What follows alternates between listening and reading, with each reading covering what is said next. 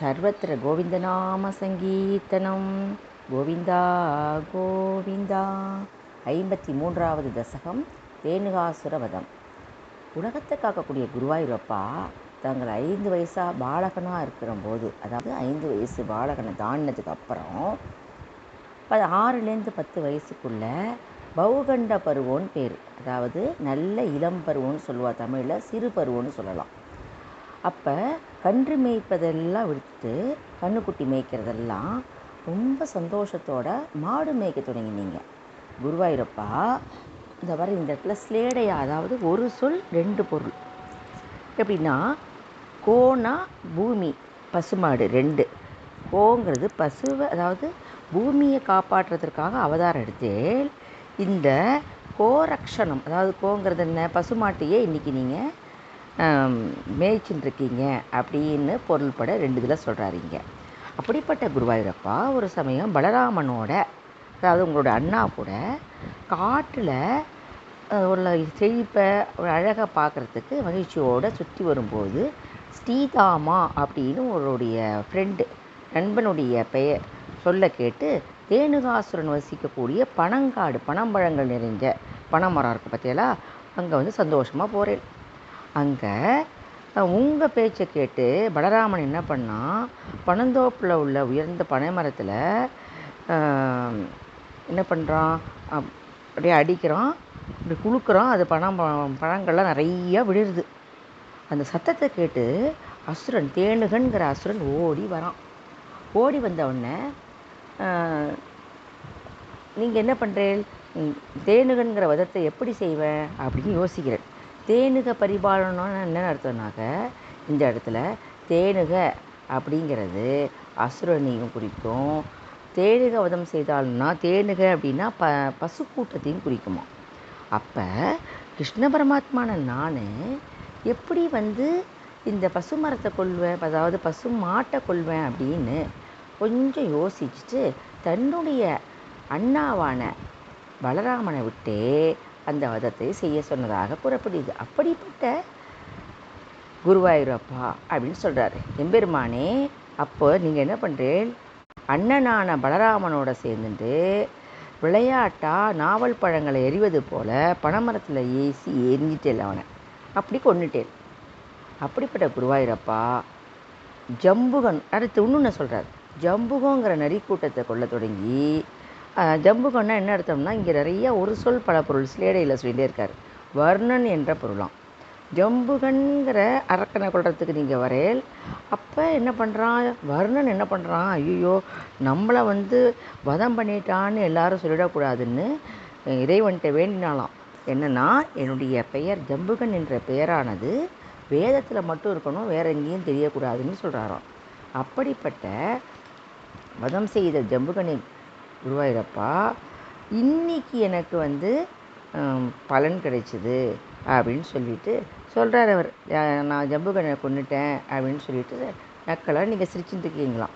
பழம் கிடைச்சதுல எனக்கு அப்படிங்கிறாராம். பழம்ங்கிறது பயன்னு ஒரு பொருள் இருக்குது, பழம்னு ஒரு பொருள் இருக்குது, சரியா?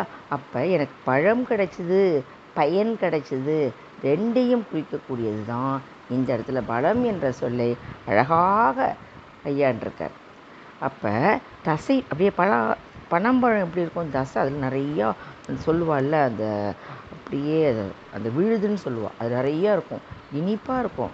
அப்படியே மகிழ்ச்சியோடு நீங்கள் தின்னுட்டுருக்கேள், நிறைய பழங்களை இடைச்சியர்களோடு அப்படியே வீட்டுக்கு அப்படியே அதோட சந்தோஷத்தோடு வீட்டுக்கு வந்துட்டுருக்கேள். ஆற்றுக்கு வந்துட்டுருக்கும்போது தேனுகன் ஒழிந்தான் அப்படின்னு அப்படியே பழங்களை தின்னுண்டு அப்படியே கத்திண்டு இடைச்சேரி மக்கள்லாம் என்ன பண்ணுறா, ரொம்ப சந்தோஷப்பட்டு பிரபுவே நீங்கள் வாழ்கன்னு வாழ்த்தினாங்க. அப்படிப்பட்ட பிரபுவானவர் குருவாயூரப்பா, நீங்கள் என்னோட நோயை போக்கணும்னு சொல்லிட்டு இந்த 53வது தசகத்தை முடிக்கிறார். 54வது தசகம் காளியன் வரலாறு. முன்பொரு காலத்தில் சௌபரி என்ற மகரிஷி உங்களை சேவிக்கிறதுக்காக யமுனை ஆற்றில் 12 ஆண்டுகள் தவம் செஞ்சார். அங்கே சந்தோஷமாக சிற்றின்ப விளையாட்டில் ஈடுபட்டிருந்த மீன் குஞ்சுகளெல்லாம், மீன் கூட்டங்களெல்லாம் பார்த்து அந்த மகரிஷி, அதாவது சௌபரி மகரிஷி அன்பு கொள்கிறார். இப்படி இருக்கும்பொழுது அந்த ஸ்ரீ கருட பகவானையும் அவர் பார்க்குறார்.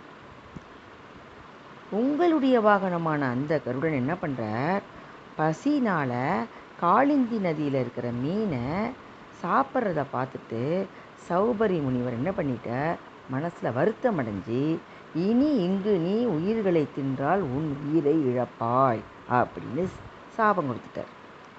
அந்த காலத்தில் காளியன் ஒரு விஷப்பாம்பு விஷத்தோட திமிர்னால பாம்போட பகைவனான கருடனுக்கு வைக்கப்பட்ட பலிபாகத்தை எல்லாம் தான் சாப்பிட்டு பக்தி பூண்ட கருடன் இதை பார்க்குறார். ரொம்ப கோபம் வருது. இறக்கையால் அடித்து விரட்டிடுறார். கருடனால் வர முடியாத இந்த கௌபரி ஆற்றுக்கு, அங்கே தானே மீனை சாப்பிட்டாரு, அந்த மலையில் காளிந்தி மடுவிற்கு அவன் வந்துட்டான். அந்த காளியன்கிற விஷப்பாம்பு. இந்த நிலைமையில் யமுனை மடுவில் வசித்த பொழுது விஷத்திர தன்மை அதிகமாக இருந்ததுனால அந்த கரையில் இருந்த மரங்கள்லாம் நாசமாயிடுத்து. ஆகாயத்தில் பறந்த பறவைகள் எல்லாம் மடிஞ்சு கீழே விழுறது. இதை பார்த்த உடனே உங்களோட மனசு தாங்க முடியல. அப்படி இருக்கும்போது பலராமன் இல்லாமல் நீங்கள் மட்டும் தனியாக யமுனை கரைக்கு வரே. அங்கே வெயில் கொடுமை ரொம்ப ஜாஸ்தியாக இருக்கிறதுனால இருந்ததுனால இடைச்சிறுவர்களோடு என்ன பண்ணுறேன், பசுக்களும் நீங்களும் அந்த விஷமான நீரை சாப்பிட்டேன். அடியவர்கள் எப்பொழுதுமே கைவிடாத அச்சுதா, உயிரிழந்து தரையில் இருக்கக்கூடிய இந்த இடைச்சிறுவர்களையும் பசுக்களையும் பார்த்துட்டு உங்களால் தாங்க முடியல. உங்களுடைய கடைக்கண் பார்வை பட்ட உன்னையே அவெல்லாம் பிழைச்சிட்றா.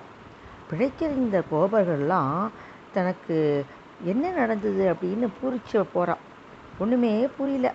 உங்களுடைய செய்கைகள்லாம் அவள் பலமுறை பார்த்ததுனால கண்டிப்பாக தாங்களே செய்தது அப்படின்னு உங்களை அப்படியே இருக்க ஆற தழுவிக்கிறாள்.